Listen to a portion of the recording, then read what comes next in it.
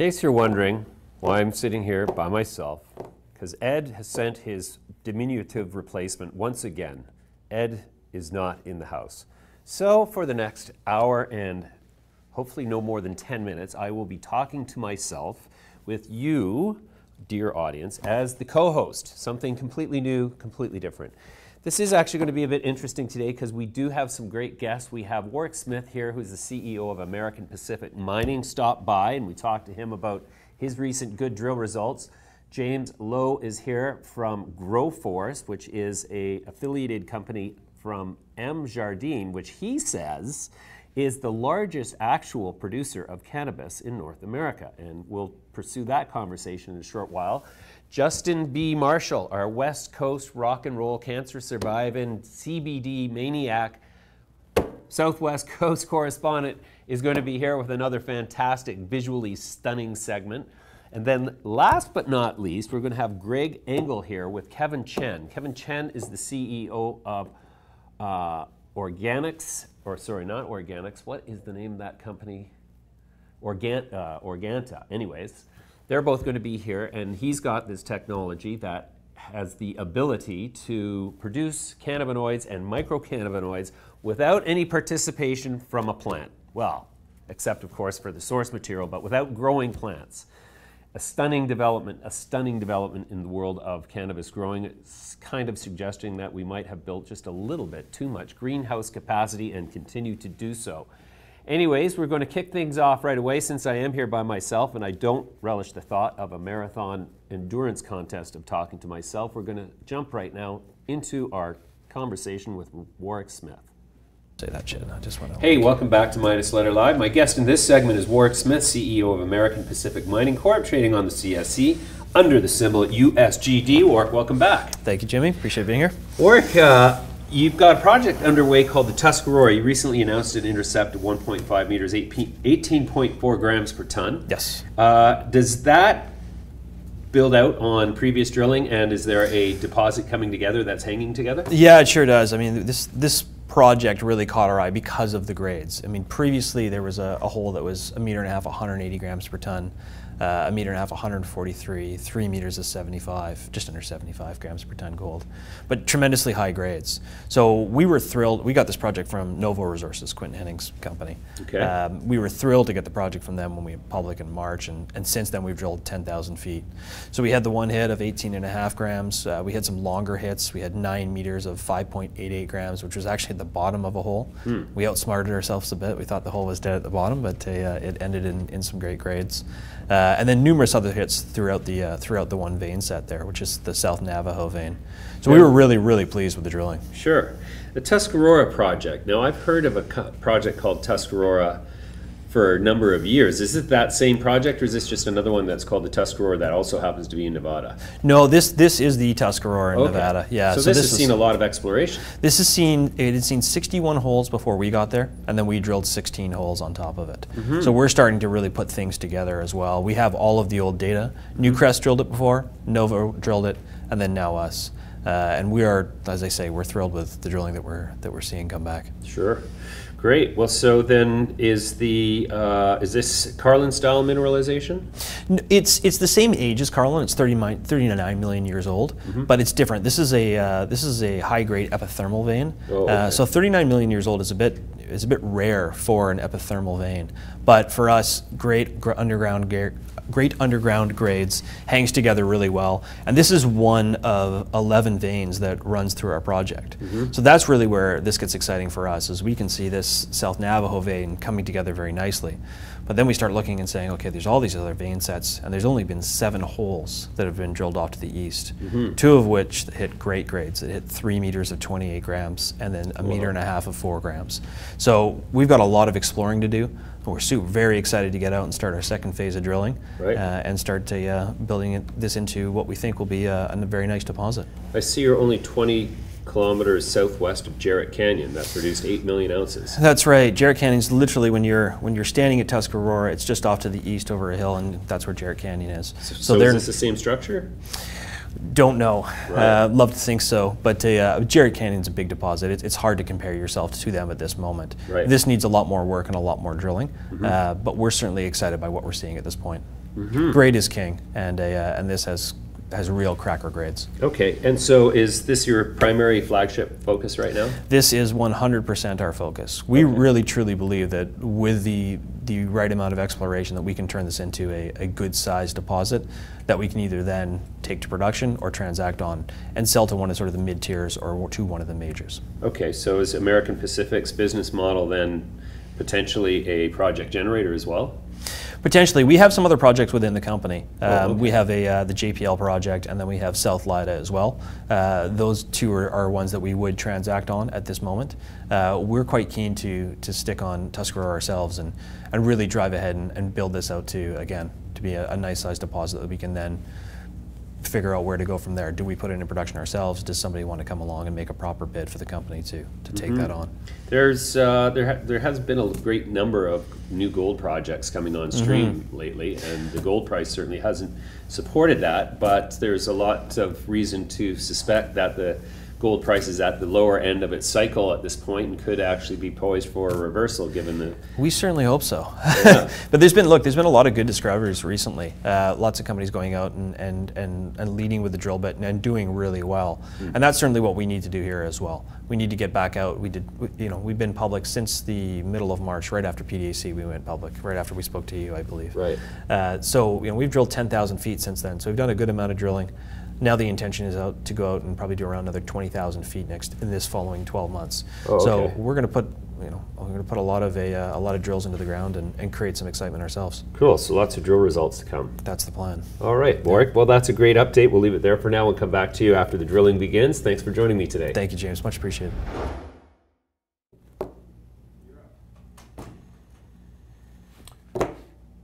There you have it. We still cover mining as dyed-in-the-wool Canadian speculators. What can I say? We probably will die speculating on mining, even if we continue to be bled out by mining. No, but anyways, talk about bleeding. There's a lot of bleeding in the cannabis space sector-wide today. There were very few green performers, and two of them are obviously worthy of mention. And I'm talking about Tilray, of course, which touched a high of $127 US today in what would best be categorized, in my view, as another exhilarating performance. Why is this stock defying reason and gravity at the same time, I think is the question on everybody's mind.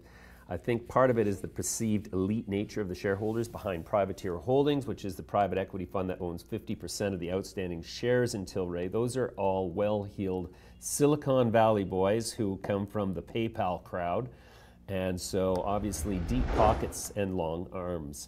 This is obviously a case in Tilray of way more buyers than sellers. In fact, it's likely, looking at the selling, that the only sellers are the day traders who buy and sell it every day in the same day, and for them it's the gift that keeps on giving. We're going to talk a bit about OrganiGram a little bit later in the show. Greg Engel and Kevin Chen from Hyasynth, I called it Organica for some reason, in a moment of absolute yet persistent and consistent confusion. So OrganiGram just injected $5 million of a $10 million investment today in a first tranche. Hyasynth is the company that is going to be growing cannabinoids through specialized yeasts and biosynthetic enzymes. According to their press release, Hyasynth's patent-pending enzymes, yeast cells, and processes make it possible to produce phytocannabinoids and phytocannabinoid analogs in genetically modified strains of yeast. Hyasynth's proprietary enzymes and yeast strains have to date allowed them to make CBG, CBD, and other cannabinoids for novel and specialized products, including vaporizable cannabis products and cannabis-infused beverages, as well as for pharmaceutical ingredients for a fraction of the cost of traditional plant-based production.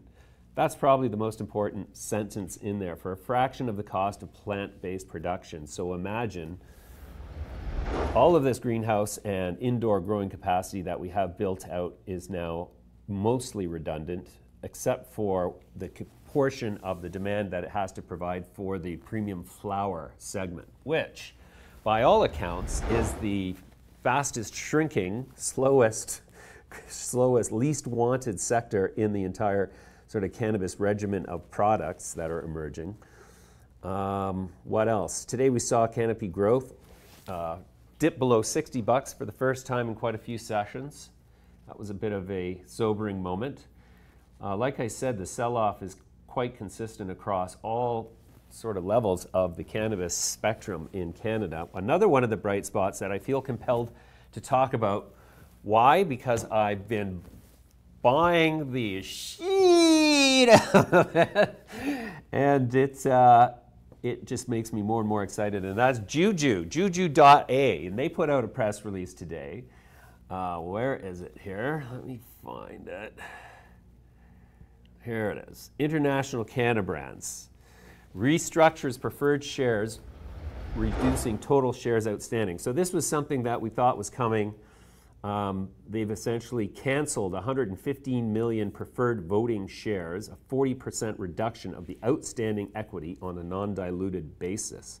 So not that that is in and of itself what you might consider a significant value catalyst or milestone. It certainly makes the people who are invested in the company feel a lot better about their investment now that it's just by implication gone up by some factor, depending on how you want to think about that. So we're going to have Steve Gormley and his new CFO here on Monday, and we're going to rake them over the coals. They've got still, what is it, 302 million shares outstanding on a fully diluted basis. So not exactly what you call a tight little structure.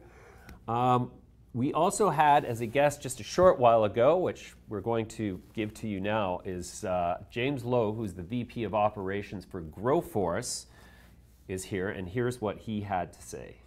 Hey, welcome back. My guest in this segment is James Lowe. He's the Executive Vice President of Operations for GrowForce Holdings, Inc. James, welcome. Glad to be here. James, let's start with the obligatory overview. What does GrowForce Holdings do? So GrowForce Holdings, Canadian LP. We have a little bit of a different approach, a little bit different history. Our roots are in the United States. We were a spin out of a company, MJardine Management. They're the largest cannabis cultivator in North America to date. They've produced over 100,000 kilos of cannabis in their history, manage or own 38 plus facilities spread out over a wide geographical area from Hawaii to Vermont. So GrowForce is kind of born out of those roots, completely independent company based here in Toronto, and we are leveraging, I guess, the experience that that group has built over the last decade to essentially be the most experienced LP in Canada, believe it or not. Mm-hmm. So that's probably a shock and a revelation to not just myself, but a lot of people watching. MJardine is the largest grower of cannabis in North America. Yeah, biggest grower you've never heard of, right? So, and that's not to get into too much of their story, but they've switched to an owner asset model instead of just management. But because of years of management with different licensees around the country, they were responsible for operating those cultivation businesses for the client, not just really in a consulting role, actually hands-on, all the employees were theirs. So they quietly built up a massive data pool, hundreds of harvests, thousands of tests, millions of grams of cannabis grown over 10 years. Wow. All of which was done in the shadows. So we're excited to be the exclusive international partner to utilize their IP and expertise here in Canada and other locations. Very cool. So, so the general game plan is to be a licensed producer providing recreational mostly, or medical, or both? Both. The way that we look at it, this is lap one of a 600 lap race. We're not in a hurry to make a splash on October 17th. We have a very measured approach to what we're doing here. We're not in the business of building millions of square feet of greenhouse. We actually think that's maybe not the right play for this area of the world. So we are very much indoor focused company, run our own indoor, run our own extraction, controlling our own retail shelf space. So full vertical integration, seed to sale. And you have a go public strategy. Yeah, go public early October. We completed a $38 million raise recently. I think, yeah, like I said, first week of October, we're doing an RTO with a Platform 8 shell. All of that documentation and heavy lifting is behind us. So as soon as the TSX gives us the go-ahead, we'll be trading soon. Wow, very cool. So is the plan to continue to grow more facilities? Well, like I said, it was a measured approach. You know, we don't have any intent to, you know, grow massive greenhouse, right? We are good. Purely focused. The last thing the Canadian market needs is another big greenhouse. Right. But no, it's indoor agriculture for us. You know, we believe that you know, maybe because there's been a lot more capital available to the Canadian LPs to date, and maybe not so much experience. There's a lot of present greenhouse industry here from the veg and hort and cut flower world. And so there was a belief that, hey, we'll go ahead and build nice big greenhouses. It's obviously the low-cost way to go. But what we often refer to as a first mover disadvantage in this industry. I know it from experience. I've got the battle scars to prove that maybe being first mover is not always best. But for us, you know, that indoor cultivation technique is going to provide, you know, year-round, consistent, high-grade product, especially here in Canada, where you've got, you know, some of the lowest energy prices in the developed world, 3 cents a kilowatt hour at some of our locations. You know, that kind of chips into some of that perceived benefit of greenhouse production. So. Sure, you bet. Do you have a plan to continue into the U.S.? Should it go legal there? No, well, that's where that spinout occurred. You know, MJardine stays in the U.S.? A year ago, MJardine's, you know, stays in the U.S. Through a contractual relationship. You know, they'll be able to follow GrowForce through international expansion, keep utilizing their expertise and IP. But no, you know, MJardine's U.S., GrowForce, headquartered in Toronto, but with global aspirations. Okay, great. Well, that's an awesome introduction. We will come back to you after you go public and see how the company's making out. Thanks for joining me today, James. All right, thanks. Well, who knew? I found it astounding that they could make the statement that they were the largest grower in North America. That's remarkable to me. Obviously warrants a further look. So both that company, GrowForce, is going to go public in the next couple of weeks here, as well as MJardine. It's not parent, but affiliated company that's saying it grows the most marijuana than anybody. That's really interesting. Let's see, what else today? I guess we'll take a look at some of these indexes. Somebody was asking me here, why do I like Juju so much? And the simple answer is because I own it. And so, you know, just by way of disclosure here, I don't think it hurts to point out too often that we are definitely not journalists around here. We are market participants, and we are possibly buying or selling or making a client out of any company we talk to anytime in the show without any further warning. We're buying, we're selling, we're selling, we're buying. Which is, you know, that's the whole purpose of being here, is to try to make a little money in the market and to improve the performance for our audience, though that is obviously not something that a service we're offering. Put it that way. Almost got myself in trouble there. This is what happens when I talk to myself, or I have to talk to myself, because Ed doesn't quite make the track down here, and I don't make arrangements for a substitute. But let's see, what else is there to talk about today? I think actually, because there's such a light sort of little bit of company here, and I'm already out of things to say for the day, pretty much. What can I say? It was blood everywhere. We're just going to swing right now to Justin Marshall and see what's going on down there on the coast of California.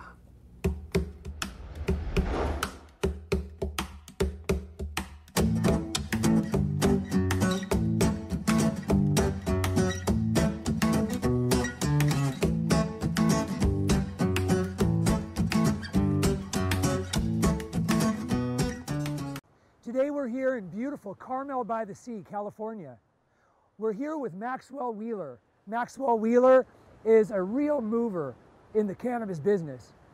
Maxwell, here in Monterey County, it seems that with the stackable licenses, it's very conducive to extremely large-scale cannabis growth, where people can open up million and plus square foot facilities. Now, this is going to be very conducive to when large tobacco, big pharma, big alcohol companies come in to partner with cannabis companies. They're going to need to grow at this large scale. Absolutely. Any large scale business that's going to look to buy versus build are going to come in here and say, you know, here's the infrastructure, it's already laid out, and we want a cultivation site that is suitable for our infrastructure, so that they say, hey, we want to produce a product at volume. Here in Salinas is very conducive to that, absolutely. Absolutely. We're also seeing a lot of technology come into the play here in California. For example, PAX. PAX has a device that you could vaporize hooked up to your iPhone, and you can get just the right cannabinoid for your particular usage. With technology plays coming in, I'm also seeing inhalers that pass the brain-blood barrier within a matter of milliseconds. That's very good for medicinal use. Absolutely. Are you seeing other technologies coming in right now? There's a company out of Massachusetts I really like, and I especially like this technology, PAX being the exception, because it's a beautiful recreational adult use product. But medicinally, I'm seeing a company called Corp out of Massachusetts that's doing a tremendous job using the wisp and the volcano concept. But generally speaking, you know, the technology that's being brought to bear today, Dosist, another one in that form, are certainly perfectly designed for medical consumer. Beautiful.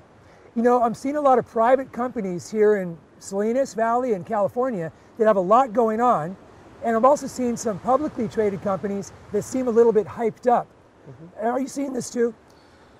You know, as they say, I should give him credit for it. It's Henry Hillman, an old industrialist, who says, you know, the whale that spouts gets harpooned. And I personally feel, in my analysis, a lot of these publicly traded companies are most definitely inflated. Conversely, you look at the PAX and the Jewels of the world, they are getting very high valuations, but, you know, they're acquiring the market share, and it's just like, you know, the technology days of Apple computers, et cetera, et cetera, et cetera. So most definitely, I think that the value to be built and the equity to be built is in the private markets. I see. Very good. We have a couple of companies coming public here in California soon. Can you tell us about those? Yes. Word is that I believe Harborside is going to be going public with us here shortly, and I'm really excited about that for them. They've been one of the leading operators in California with Steve D'Angelo at the helm.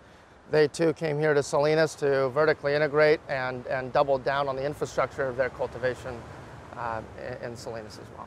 Do you see Acreage Holdings having a fingerprint here in Monterey County yet? I would not be surprised if they made a footprint, absolutely. Let me ask you this. As we look forward into the future of cannabis in California, it seems that there's been a saturation of the marketplace. Right now I'm seeing a dispensary opening up on every corner. I'm seeing delivery services and online platforms where the consumer can really get their medicine anywhere they want in a matter of seconds. But I see that's going to play into the competition role. Sure. And a lot of people won't survive this. I would say that generally speaking, I think the thesis is absolutely correct, that most cannabis consumers, such as yourself, I would assume, your first time into a dispensary where you experience what's on the shelf, it's the last time you'll go in, because why not have it delivered to your door on the next order? And so retail, I think, is getting a little bit flooded right now. I wouldn't say that they're on every corner, because there is some pretty tight regulation around that. But I would say that there is definitely going to be some volatility and subsequent correction. Are you seeing any deals brewing here in Monterey County with big alcohol companies? I've heard rumors of Sierra Nevada working with local companies. Sierra Nevada being absolutely one. I've heard of some breweries from San Diego also doing some things in the cannabis space. I think it's only a matter of time before one more major player comes into this industry, and it's probably going to start happening on a quarterly basis. And are you going to see this after the federal legalization comes? I mean, we're seeing it happening in Canada because it's legal. My guess is that it's going to become more and more obvious that the polarization at the federal level of getting anything done on this particular matter is absolute, and therefore the opportunity is to buy things of value now or in the next, say, 18 months when the infrastructure is being created and all the kinks are being worked out. My background in large-scale agricultural brokering tells me that cannabis becoming a commodity can be brokered. Once we hit a federal and multinational transaction ability or commerce, I think that commodity brokerage is going to be extremely relevant for cannabis and probably more so for hemp. But I think marketplaces, online marketplaces and technology plays congruently will be a major player on that aspect of the business. My background in executive franchising leads me to say that some of these companies are franchisable, some of the dispensaries especially. I think folks like MedMen and Harborside and otherwise are going to do some sort of hybrid model of that as they want to go multi-state or multi-market. I see that being extremely relevant, absolutely. Wow. Big Sur Cannabotanicals here would be a great concept to franchise. We should probably talk them into that. You know what, I was talking with them about this recently and they said they would be very interested in the opportunity. Let's talk about what are some of the companies here in Monterey County that you're seeing, again, as some of your favorites? Some of my favorites. You know, from an infrastructure play, Rob Weekly at Indus Holdings, he's the CEO there. I think he's done a tremendous job. He was a very early adopter, started up I think in 2014. Really proud of the work he's done in creating a portfolio of brands, namely being Altai. A brilliant strategy there. I'd say Monterey Kush, as you know, is a household favorite. Definitely have to have those pre-roll boxes on hand at all times. I'd say there's a variety of others, but I'd say those are namely two that I would pay homage to. I like it. I like it. I got these from a friend last night. This is a brand called Brass Knuckles, and this is a vape cartridge. Now, it seems like a new brand coming online every day. People are constantly handing me new products, and I don't know how all these will be able to compete with each other. There's just too many. It's a flood. I don't know if a lot of these people are going to be able to pass the stringent testing requirements to be able to still play the game. No doubt that the supply chain is still volatile with regard to testing. I personally still believe that any product that's on the shelf today does not own that placement real estate, that there is still lots of room to compete, lots of concepts to come to bear. That said, I think Nug, for example, which is based in Oakland, does a tremendous job in their edible lines, for example, and they'll be there to stay. It's a phenomenal lifestyle brand, and they figured it out. But yes, other brands have come out, but I think it's all throwing spaghetti up against the wall and seeing what sticks. Well, you know, to our listeners out there, and Maxwell, I want to say that I've been hearing from a scientific level that a lot of people are talking right now about THCA being the cannabinoid that is most valuable. THCA is the THC in its raw form, and it's used as an anti-tumor compound. Now, are you hearing this as well? Are you hearing that people are able to derive this and use this in a medicinal form? I am a part of a company that is developing some things around THCA. It's still in stealth mode, but the long story short is I believe it to be one of the most fabulous medical applications that cannabis has to offer. If you can do an isolate play around that, pain management especially, there's starting to be a lot of studies that suggest that is a very valid medicine for a variety of things, cancerous related, etc. Right. I've been juicing cannabis a lot lately. I take the large buds off the plant and I juice them. And I find that to be full of THCA and chlorophyll and all the beautiful essence of the plant. I talked to my doctors about this and some other doctors that I know, and they said this is the smartest thing I could do. Do you think that juicing cannabis will be something that comes online soon? I would certainly hope so. I would too. I'm a big fan of the California juice trend as a whole. Yeah. You know, I'm a big turmeric guy and all that, and I would love to see all of that come to bear for certain. Absolutely. Well, let's see what happens. Check you on the next episode.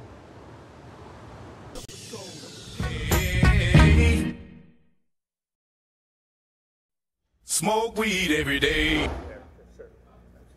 Well, let's see what happens. I am always amazed at what I learned from Justin B. Marshall and his people down in California. Really, it's quite funny to see some of these videos because, you know, at the end of the day, California is kind of already ahead of where we are in the recreational space. And look at the competition they've got going on down there. But one of the interesting comments that they made in regards to THCA is particularly interesting in the context of my next guest, who is Kevin Chen, and he is a founder and CEO of Hyasynth. And Hyasynth makes biosynthetic cannabinoids using biosynthetic processes that don't involve the plants themselves. So when you hear about the pursuit that's already happening in California towards CBD and THC isolates that have specific characters or properties or implications medically otherwise for some other condition, that's where you sort of stand back and get a big aha moment going in your head, where it's really not fair to compare the deprohibition of cannabis with the deprohibition of alcohol, because cannabis has such a broader spectrum of applications. Can't believe I actually came up with something to say while talking to myself here, and this is tremendously good fun. I so much love talking to myself that I'd love to do it all day for you. But instead, let's cut to a conversation that's more interesting with the aforementioned Kevin Chen and Greg Engel from OrganiGram, and we're going to talk about this new technology. Hey, welcome back. My guest in this segment is going to be a bit different. I have Greg Engel, who's the CEO from OrganiGram Holdings, OGI on the TSX venture, and I have Kevin Chen, who's the CEO of Hyasynth Biologicals Inc., who is the recipient of an investment from OrganiGram. So, Greg, let's start with you. What is the nature of the investment, and what's the strategy behind it? Yeah, so we've been interested in Hyasynth for over a year, and certainly met Kevin and his team, and have visited each other's sites and really looked at the technology that they're bringing. So at the end of the day, this is a technology that's really disruptive in terms of the impact it could have in the marketplace, because it's infinitely scalable, and Kevin can certainly go into more details, but allows Hyasynth to produce cannabinoids using yeast, and then converting a precursor molecule using proprietary enzymes, and ultimately gets a pure THC or CBD at the end of the process. And so from an OrganiGram perspective, we're excited about investing in Hyasynth for two reasons. One is we see this as the future of cannabinoid production. And while we're a major indoor producer, we feel there's always going to be a place for large premium indoor grown flower. But we know that on the other side, as we move into vaporizable products and edibles and beverages and pharmaceuticals, this will provide us access and provide us an investment in a company that can provide that pure cannabinoid. And so the second part, though, is we see this as not only the future of the cannabinoid industry, but in terms of the major cannabinoids, but they will be developing as well kind of minor cannabinoids. So from a pharmaceutical medical perspective, as they develop minor cannabinoids as well, can come up with unique formulations and mixtures from a medical perspective. So it's really exciting for us. And so we've invested $5 million. There's a commitment to invest up to 10. So the initial tranche is $5 million. And then the next two tranches of 2.5 are both milestone related. Okay, so let me ask you, Kevin, how far are you away from producing at commercial scale quantities of specific micro CBDs and THC isolates? Yeah, we're looking at 12 to 18 months, and most of this tranche of funding is going to go towards those facilities or towards contract manufacturing, and really transitioning us from the R&D kind of scale that we're at now into some large scale production that we can show, and then we go up from there. What kind of numbers do you think you'll be producing at the outset in terms of volume of milligrams of CBDs, or how would you categorize that? Yeah, we'd be kind of in the range of a few kilograms per month starting out, but that could vary depending on how the next few months and year play out for us. If we get, and this is sort of what we're looking for now, is attracting more people towards this mission of let's find new ways to produce these cannabinoids and let's create scalable solutions. And the more that we can gather around us, the bigger kind of facility we'll build, and the quicker we'll scale up. So I assume you're a bioscientist by background? I am. Okay. Tell me about how you came up with this process, this idea. How did we spend so much time building greenhouses if this was here all along? Yeah, and it's coming from myself and my co-founder's passion for genetic engineering and for biotechnology, where we're always thinking of new ways to use our scientific skills to solve problems in the world. And so for a period of time, we were all studying at the time, I guess, when we first met, and started thinking about startups and ideas and problems that exist out there. And we all had this kind of skill set of engineering yeast to make stuff. And then the question is like, what do we make? And we had a whole list of different kinds of things, ranging from like flavors to fragrances to pharmaceuticals and including cannabinoids. And that's when we saw like the opportunity come out and take form, and it's the industry itself has taken form a lot over the past 4 years since we started. And so I think we made the right kind of choice earlier on, even though the industry was still kind of in its nascent stages when we first had the idea. Yeah, that's kind of how it all came about. Interesting. And so at what stage did you become interested in this? Like, how did you hear about it, and how did you come to be like, what strikes me as a pretty, quick move to get positioned in there? Yeah, I mean, so certainly, for myself, prior to joining the pharmaceutical industry, I've got biotech experience and pharmaceutical experience and consumer packaged goods experience. So, before I came into the cannabis industry, that was my background. So, as soon as one of our team members saw Kevin present and we started talking to a couple members of his team, I could see what potential this had, right? This is really a disruptive technology where, when Kevin mentions, producing initially kind of a few kilos per month, that's kilos of pure cannabinoid, right? So when they can do it on pennies on the dollar versus what it's going to cost, for plant-based, extract-based products. So, again, it's infinitely scalable. And we know globally, more than 50% of the world's insulin is produced this way, a number of vitamins are produced this way. So, it's a incredible opportunity. And meeting with Kevin and the other founders, as well as their scientific advisory team members, they have a strong background and a commitment to make this happen. And what they've proven to date is really, they've been producing THC and CBD and CBG to date, and it's all about now scaling up and optimizing that process. So, this is such a great potential for us as a company and as an investment, and also to partner with an incredible group of scientists that have, basically cracked the nut on this and are ready to go to commercial production.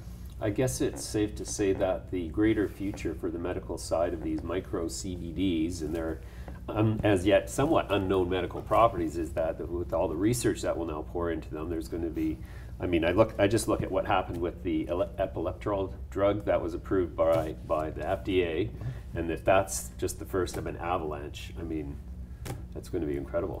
Yeah, the potential is really unlimited here, and I think that's one of the challenges in terms of going to a pharmaceutical-like product with an API or active pharmaceutical ingredient is that, coming up with a pure form of THCV or other minor cannabinoids is challenging from plant-based, but if you're doing it in an isolate-based situation here where you're able to, create it from scratch and create a pure form, I think that's where Kevin and his team can really help not only develop those products, but we can partner to develop some of the indications for use of those products. So it really is kind of two buckets here, right? The pharmaceutical use and the recreational use. So. Interesting. Okay, so is it your intention to eventually become a publicly traded company, or is it far too early to have that conversation?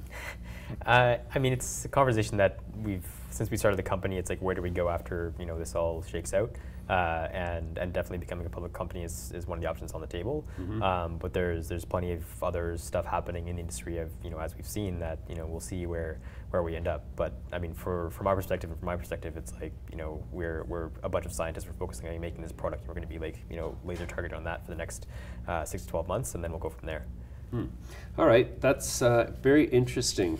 So Greg, does this have any sort of implications for your thinking in terms of building out the multi-level, incredibly productive greenhouse space that you have? Yeah, so our indoor production facility, and you've seen in our last MDA, and I spoke about it last time I was on, was we're already with a premium indoor grown product. We're one of the lowest cost producers in the space, which is unique because that goes against the grain of what people have thought. So we know there's always going to be a place for a premium indoor high quality flower, right? So where I think this is a disruptive technology to displace is as you talk about, you know, some of that lower quality product that would be produced and then turned into extracts. And, you know, I think for us, it positions us very well for, you know, working with a potential strategic partner in terms of, you know, beverage development or other areas or pharmaceutical development, because now we have an access to, you know, part of the offtake from Hyasynth, and we've invested in them. So it's a kind of a very unique partnership that really allows us to leverage it into kind of what's next for the company. But there's always going to be a place for premium indoor grown product, and that's, you know, we're committed to doing that because, you know, even this will displace you know, derivative-based growth, but at the end of the day, it's never going to replace for the cannabis connoisseur who's looking for that, you know, high-end product. Mm-hmm. And so, is there much of a premium on being able to produce these, you know, 100% potency ingredients? Is there going to be a price premium for having those ingredients in different products like beverages and candies and whatnot? Not necessarily, and overall, fermentation is kind of this well-established scalable technology, so efficiency-wise, like, we'll get down to cost points that are going to be lower than what it costs to grow plants. But premium-wise, there's also opportunities, you know, within that starts to show up when you start thinking about the pharmaceutical industry, where there is like this super high quality GMP stuff that they have to make, and there's going to be consistency requirements there, and that's where you see some different kind of price ranges that we would be selling our product for. So while we'll be able to make the efficiency of competing with, like, if you were to extract purified cannabis from a plant, we're still going to be also looking for opportunities where we can make that much bigger premium in, like, pharmaceuticals kind of thing, right? Mm-hmm. Yeah, I think I'd maybe add to that, James. When you look at you know, the recreational market, having a pure form as a starting place to develop your platform of products is a very unique position, because even with the most optimal conditions through the current extraction methodologies, you know, you're getting somewhere between a 60 and 80%, you know, with THC or CBD. So you've got a number. Now, some of those may be beneficial, but you've also got other byproducts that are in there of the process. So having a pure form does allow you to deliver and create a pure product at the end of the day, which I think is critical, whatever that mechanism of delivery is, whether or not it's for adult recreational use or for pharmaceutical use. Right, but especially for a pharmaceutical grade product. Okay, well, that's really fascinating, guys. Let's leave it there for now. We'll come back to you. I want to see some of this product in a vial or a vessel so I can touch it and feel it, but it sounds very intriguing. And Greg, of course, we're going to continue to follow the OrganiGram story. Thanks for joining me today. Great, thanks for having us, Jay. Yeah. So there you have it, the great sleeping giant in the cannabis industry that threatens to take down the value of everything once it becomes valued on the balance sheet, theoretically, maybe, hopefully one day, maybe not. Anyways, some of the conversation in the chats on the YouTube channel are interesting after Justin's presentation of the idea of juicing cannabis. Now, that sounds like it could have certain implications for your workday or your ability to interact socially, but perhaps I'm mistaken. I'll be interested. I'm actually very much looking forward to going down and meeting Justin down there soon. So this is essentially the conclusion of our show today. Today we tried the 43-minute version. How about that? Let's see in the comments if you prefer it to be longer or shorter. But anyways, that's it for today. Thank you for tuning in. Come back tomorrow. Theoretically, Ed will be here. Theoretically, John Fowler will be here. Theoretically, Cam Batley will be here. Anyways, all of these great things ahead tomorrow, so join us.